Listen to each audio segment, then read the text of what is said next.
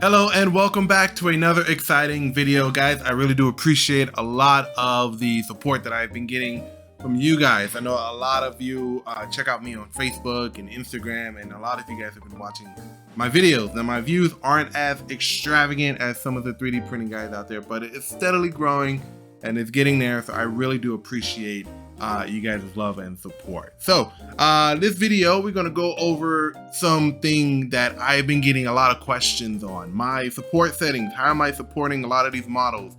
With me, I support once and I just have the same file being used over and over and over again, just like most 3D printers or 3D printing people. What do we call ourselves?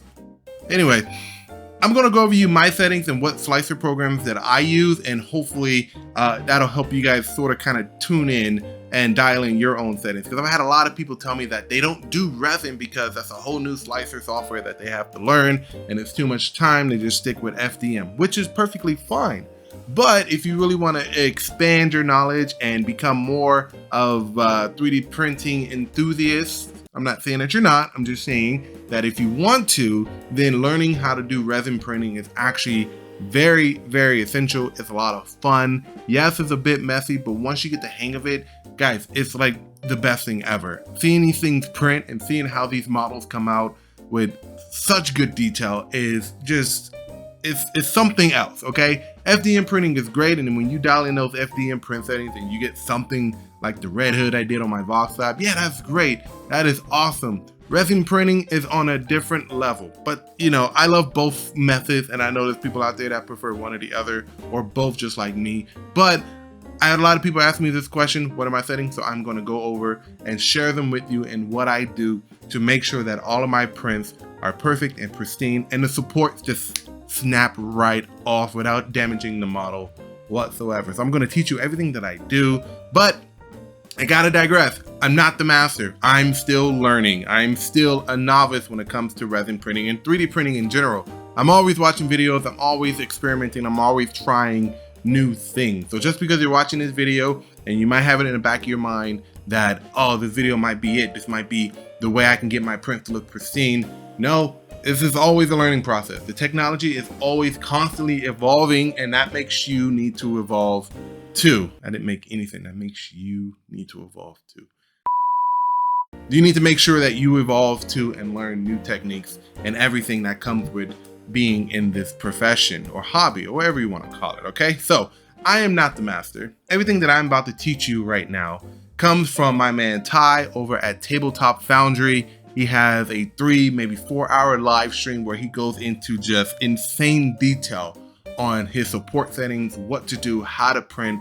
And if you're really anxious on getting started on resin printing and you're not sure on what it is you need to do, I would highly recommend to go over to Tabletop Foundry and check out their video. It is very, very good. And that's where my game-changing days happen right there. It's a complete game changer. I'm going to give you just a brief summary of what I've learned from that video, but set aside 3 to 4 hours this weekend or something, go watch that video, take notes, and I guarantee you, you will become a master at supporting your resin prints and using the best settings possible to bring out the best detail on your prints. But before we get started, here is a word from our sponsor.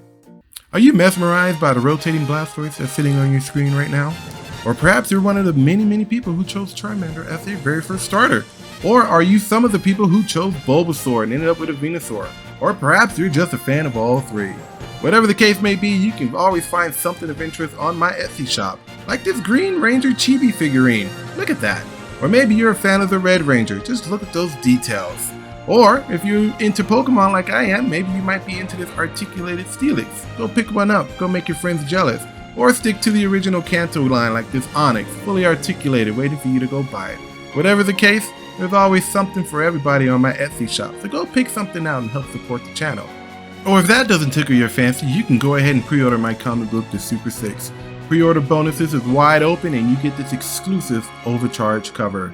Pre-orders end June 3rd and the book launches June 17th, so go ahead and get that. Or you can go ahead and check out my Patreon. For $3 a month, you can say thank you, or for $20 a month, you'll get a very special loot box full of random prints that you might have seen in my store, or maybe it might be something I haven't really printed yet. Who knows? Whatever the case may be, this will help support the channel. So go ahead and check out any of those things. I'm not a sponsored YouTuber, guys, but I do have a lot of things and ways that you can help support the channel. So go ahead and check out what I have to offer, and I hope you guys do help your boy out. Now, back to the video. Now that we got that out of the way, I just want to point out really quick before I take you guys over to my software that I don't use Shitubox anymore. I used to use Shitubox. Now, for beginners, Shitubox is perfectly okay. They have this auto support feature where you just placing your model, you go ahead and orientate the way you want it to, you hit auto supports and you're done. I don't like the way that Shitubox has his manual support feature where you can place the supports however you want and stuff like that. I don't like it anymore. I used to use it a lot, and it was either a hit or miss. Either the supports came off really easily, or the supports were just a pain in the ass to get off, and it ended up trashing the print because I couldn't get all the supports off cleanly and effectively. So, excuse me, I went on over to Lychee. Lychee is really good when it comes to supporting your models. Now, it is paid for $5 a month. I think if that, you pay $5 a month and you get full supports, full all that stuff, full features, full everything with that program, and it's really good. Now, if you like Lychee, you can go ahead and pay for it, but they do have a free version that you can try out. They even have a pro version that you can try out for 30 days. So if you like the free version, but you want to kind of dabble in what the rest of the features are that come with the pro version, try it for 30 days. If you don't like it, you can cancel and just use the basic version as is. But if you really want to get more serious about your slicing and your supporting when it comes to resin printing, then the pro version is for you, and it's $5 a month, guys. $5 a month. $5 a month. So if you're using Shitubox, great. I know there's other slicer programs out there, like Anycubic has its own slicer program.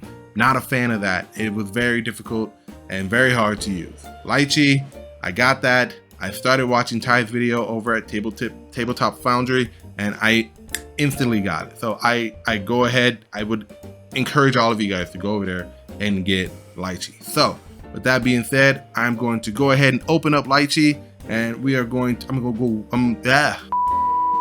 going to be taking you step by step on what I do to support this model. And we're going to be supporting a Chikorita because I got a lot of orders with this Chikorita from my PokePrint. So let's go over there and let's get started. So now we are in Lychee. Lychee is very self-explanatory here. I'm not going to go into full details of what you need to do or what this program actually offers. If you want another video with that, I'll be more than happy to do that. But for now, we're just going to focus on supporting and slicing the model. So we are using well, it's not my favorite Pokemon. My favorite Pokemon from Gen 2 is, of course, Cyndaquil, because that's everyone's favorite Pokemon from Gen 2. But we are actually going to be using a Chikorita that we have going on here. So I'm just going to go ahead and drag and drop the file in here. It might be pretty big. Yes, it is ginormous. So I've already sliced a Cyndaquil, so I'm going to go ahead and make it the same scaling size, which is about 40% of his size. So there's actually two poses in here, and I'm going to actually do that with both poses. One of them is sitting, the other one is just crush the other one. Let's scoot that one down 40% as well, and then we're going to go ahead and arrange all. I don't like that arrangement. I like them side by side. There we go. Let's bring them over. All right, so this is what the model looks like. Now, the first thing that you normally would like to do is select your printer. So we're going to go up to 3D printer right here, and we're going to select either all the printers that I currently own. And yes, I use every single last one of them. For this one, I'm going to be using my Anycubic Photon Mono because I have my Cyndaquils on my Photon Mono 4K, so that way I can print two models at the same time. I don't really mess with the settings here. The settings are pretty much default, and they've worked with me well so far. The Photon Mono is actually a very fast printer, so the curing time is about 2 seconds. Not entirely sure if that's going to work because I'm using different kinds of resin. But I will go ahead and try that and see. I might be a little surprised. I've been skeptical. I've been skeptical of that curing time, but it's worked out great for me. All right, so first thing I do, so they do have an auto support feature. You can actually go here to this button here, magic, and have all these on, and it'll actually orientate and give you guys the support that needed to where you can just go ahead and print. Problem is, like I mentioned before, just like Shitubox, sometimes those supports don't come off. So what I do is I just go ahead and unclick all these and I leave the raft on, because printing on a raft makes it so much more easier to remove the print from the build plate. I know that some people don't really do that. I prefer a raft because it's so much easier, and the adhesion for the print are actually fairly good, and they worked really well. Now you can go ahead and print these right on the build plate if you like. I don't recommend it because you might damage the model with trying to get these off. So having a raft on there actually helps. So I'm gonna go over here and select both of these models. And we're gonna go back to magic, make sure you have the raft settings on, and I'm gonna go to I'm feeling lucky. So these things automatically go on a raft, just like that. And the raft expands as you put supports and stuff all around it. So this is our layout. We're gonna go over to prepare. Now, in a perfect world, since these are minis, I don't have to do any type of hollowing and adding any holes.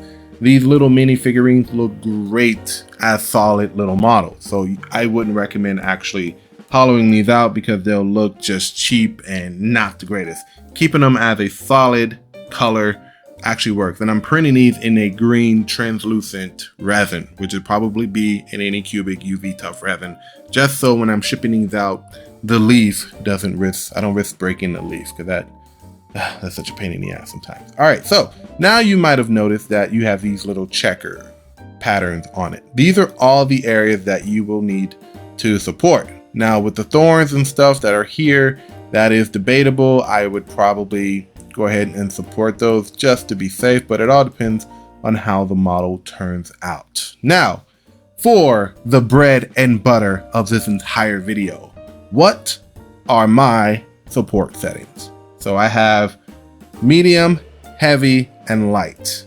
All right. Now, yeah, I'm going to go over which of these supports, like when you use them, what are they good for? Because I know some people don't really follow like what they're actually good for in terms of when do you use heavy supports? When do you use medium support? What about light supports? I don't know when to use these supports. So I'm going to break it down on when you actually need to use these supports. It's actually fairly simple. And once you kind of figure out your niche, it'll be super easy for you to kind of go. But first, let's go over the support setting. For heavy supports, I have my tip diameter at 1.2. I mean, my entire diameter at a 1.2 millimeters, my tip diameter at a 0.4, and my tip length at a 0.2. My tip length does not change between heavy, medium, and light. They stay the same. For my medium supports, I have 1 millimeter diameter with a it's supposed to be 0.3. I'm gonna change that right now, actually. There we go, 0.3 millimeters. I gotta go here and override medium presets, so that way those will stick. Tip diameter 0.3, and my tip length is 2 millimeters. And then my light is actually supposed to be 0.28 millimeters with a 1 millimeter diameter and a 2 millimeter tip length. I'm going to override my light preset so that sticks. All right, so my light, medium, and heavy. So I'm going to go back to heavy. You guys take notes, write down my settings here. 3, 2, 1, 1.5, 1 3/4. Yeah. Medium, 3, 2, 1, 1.5, 1 3/4. You're good. Cool. Light, 3, 2, 1, 1.5, 1 3/4. All right, we're good. Cool. So these are all of my supports. Heavy supports, very simple. When do you use them? You use it to anchor down your model. Okay. You don't want to get too crazy with the heavy support and overdo it. You want to put on just enough to where you know that your model is going to survive. But there are some times where the model actually builds and it's actually at an angle or slanted. It's never really at a flat 90-degree angle. So how can you tell? Well, this is how you're going to put on your support. You see this little X right here, you're going to move up through the model and you're going to keep on going until you see the first part of the model appear. Now, the first one here, obviously 4 legs appeared. That's great. You're looking good. Here you have the 2 legs forward and then you have the butt of Chikorita. So I'm going to go back down a little bit more and I'm going to go to where it just begins. And I'm going to go ahead, take my heavy supports and put one there, put one there, put one there, and put one there. I'm going to do the same thing over here. One there, one there. Okay. Now that's not all I'm going to do. This is just us getting started. So as the model builds, that first layer is going to hit, boom, just like that. But you see a little bit over here, the center is not where the supports are going to meet first. So you got a little issue here. So let's delete that and let's delete this one. Let's turn it over again. The first supports actually need to go here because that's going to be the first part of the model that is going to actually be created. So as you're going, when it grows up, boom, those little feet have supports. Same for the first legs that are sitting down right here. You want to put supports there and you want to put supports there. Very simple. I'm ignoring the other model for now, but you guys get the idea. So as we grow, you see how it grows. I would probably be inclined to put another support maybe here and here, and maybe another one in the back right here. I might be overdoing it a little bit, but I would rather be safe than sorry. So then as that's growing, I'm going to go ahead and put a model here, and I mean not a model, support there, just like that. Yeah, so if you are seeing how this actually goes, and then you have that bridge there, I would probably place one more heavy support right there. And then of course, as you go up again, you see the legs and the body, they start to kind of grow. So I would put some supports here, in the center, there, there. Remember, don't put in a lot of supports on there because you're going to have a rough time getting it off because this is a very small model. You don't want a lot of supports. I think maybe this right here is kind of pushing it. I probably would delete this support and probably go a little bit maybe like that. All right. So that would be the bottom there because now you just have a lot of supports going up. And you see that tiny little dot that just appeared right there?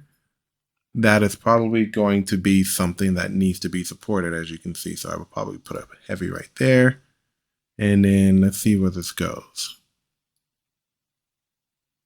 Okay, so see, I think that'll probably be enough for that. I'll probably place one here and here. Go up again. And then maybe one there.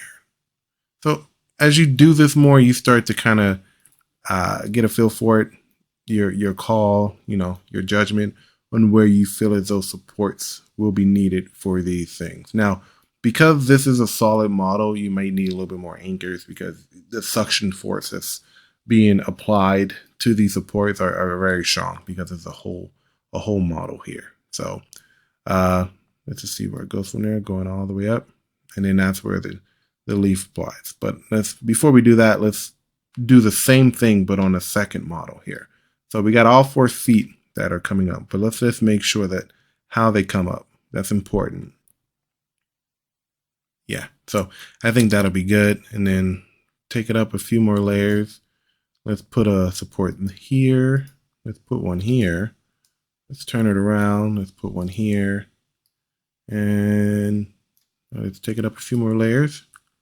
All right, see, you got that whiteness right there. These are called islands, and Lychee does have an island detector right here. So if you go here and go on island detector, it'll detect all the islands. Basically, these are the things that are printing in midair.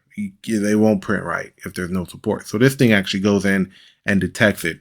Problem is that sometimes it doesn't work all the way. So I take the extra step and go through it a few layers by a few layers and go ahead and add my supports to it. So that way I can catch everything when this thing actually prints.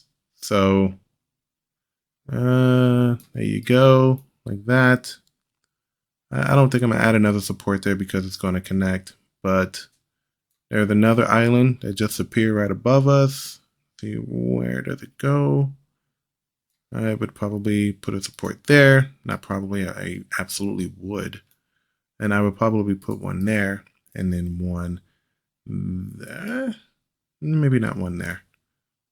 And then let's see where it goes now. You see it's kind of spreading out. So add some supports to where you believe. And of course, you know, this might not be 100%. This might not work as well as I wanted, but you know, make sure you do save your file so you can analyze the prints that first come off and see where you need support, see where you need to remove support, see where you need to add supports. You know, that's very important that you save your original file, your what Lychee calls it a scene. So make sure you do that. So I think that'll be good. I'll probably put one more right there. All right, so there you go.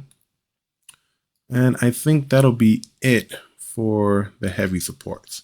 All right, heavy supports, like I said, are used to anchor down your model. If you're doing a small little figurines like these Chikorritas, I think I'm gonna put one there. You won't need as many heavy supports, but if you're doing a model like a Batman bust or something like that, these heavy supports are actually very good. And wherever your first layer, wherever the first part of the checkered appears first on the bottom, that's where you want to have your heavy supports. That's where you want to keep that going, okay? So let's go ahead and figure out where this leaf is going. The leaf is appearing right about there. Now, we're going to move on from the heavies and we're actually going to go straight to our mediums. Mediums are pretty much your bread and butter. This is what you're going to be using for a good 90% of the rest of your print.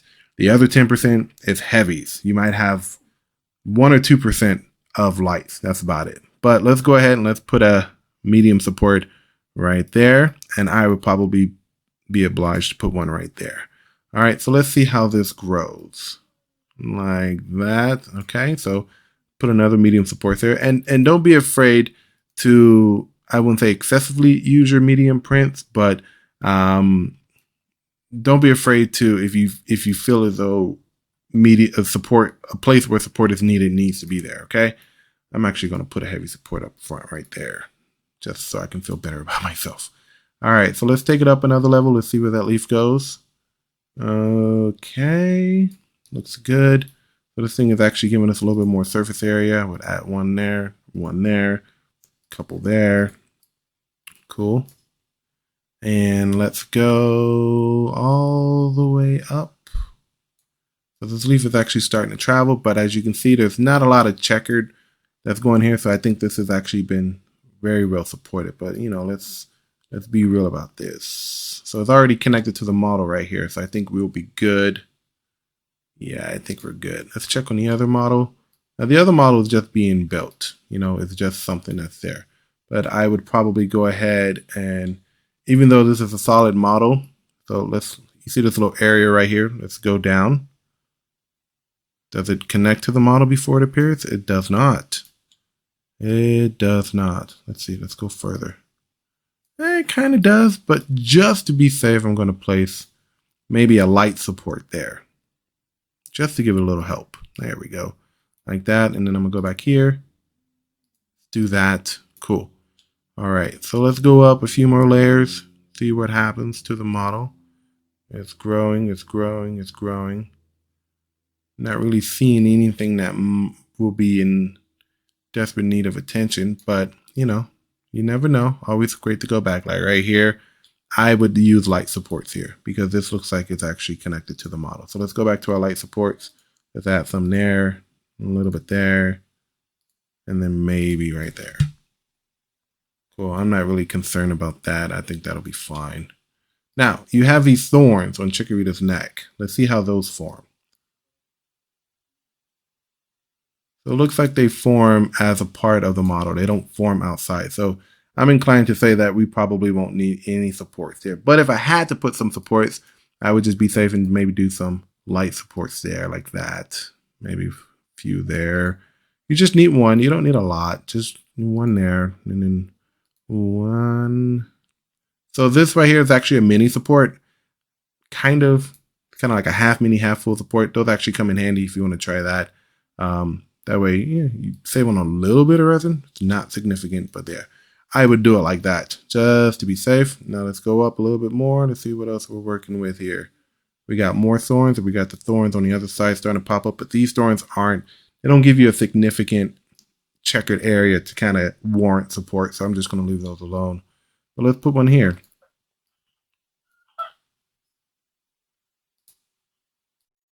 All right, so, yep, I wouldn't put supports there. That doesn't seem adequate. All right, let's go up a few more layers. And if you're guessing, yes, I chose the Chikorita because it seemed like it might have been the easiest one. But you see here, we got supports in his mouth. I would probably add one. Actually, move that one over a little bit more. Let's do 1, 2, like that. That ought to be enough to warrant that. And then let's go up again. Let's see what it is. Okay, that leaf looks like it's pretty damn good. Maybe I'll add another medium support there. Yeah, my bad. I actually added light supports here. I would rather add a medium. It's no big difference. It's just medium is kind of like my go-to. And let's do one like that. And then we have another mouth of the Chikorita right there. And I'm going to add support there. And the support there. You can see the wrath starting to increase as it goes. All right, so let's bring it up. I think we're in a home stretch now. You see the leaf is starting to get some checkeredness right there. So let's just complete the supports. And let's go and add some mediums here, here. Add some underneath and then go to the other side to where we can get that. But let's see, like, at what point does this connect? Because that's very important.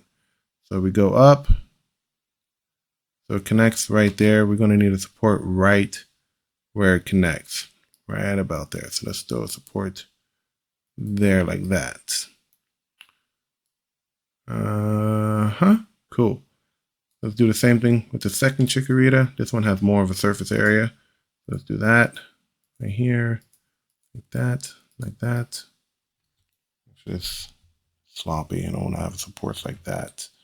But right there, let's do right there, like that, and like that, and then up and over. And just like before, let's see where it connects to the main body. As you're building up, you're going, it connects right there actually. So let's do a support right about there. And then let's go ahead and let it finish building. Let's put one right there and bring it all the way up to where it finished. And I think we might need a support right there. All right, so fairly simple stuff here.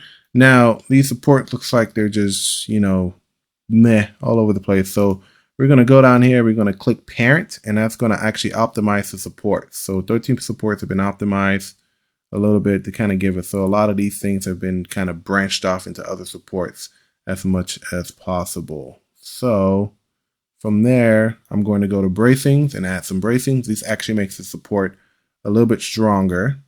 We're going to do the same thing here to this Chikorita parent.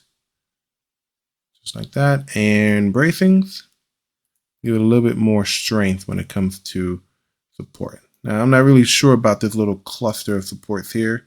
So you're just going to have to print it and see how that works for you. But it looks like it might work a-okay. So there you go.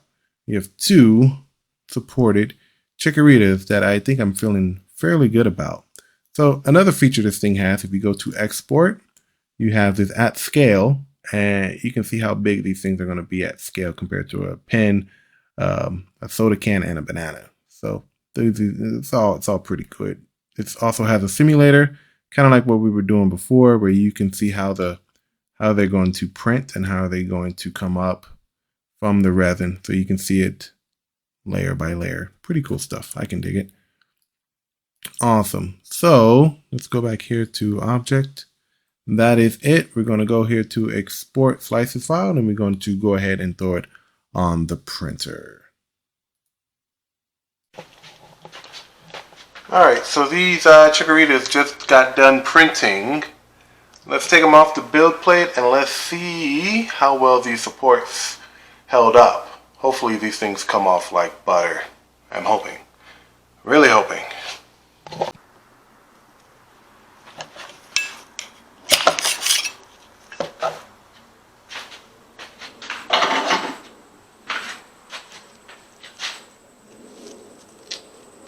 Oh, yes. Look at that. It came right off there. Let's try the sitting one. See how this works. Yep, look at that. Oh, awesome. No sweat.